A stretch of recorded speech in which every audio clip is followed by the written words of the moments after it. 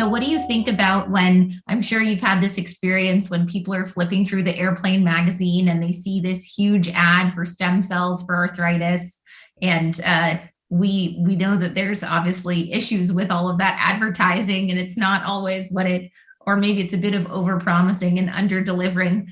What do you tell people when they ask you about that, if they ask you about that based on your own experience? Well, it depends what kind of people, right? So, in general, I think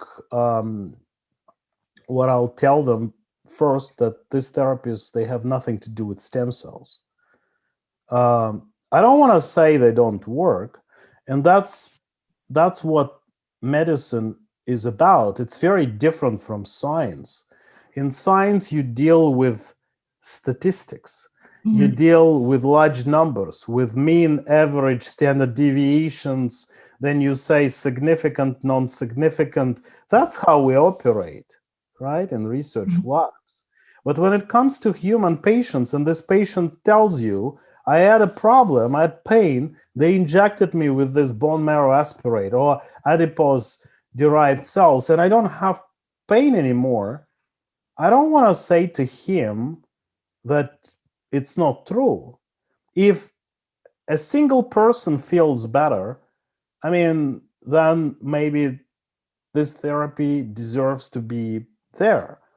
We need to be very cautious about it, and we need to tell openly that all trials that were conducted to date in a highly scientific and statistical manner, they did not show any difference and any therapeutic benefits for these injections. However, we all know that there are individuals who report significant improvement of function, of symptoms, of pain, and we cannot deny that. If somebody feels better, even if it's not proven to be efficient in the scientific world, this person has all his rights or her rights to do these injections for their own money, as long as it's safe. And I can tell that most of these therapies, with few exceptions, they're pretty safe. So that's why I'm not that negative about them.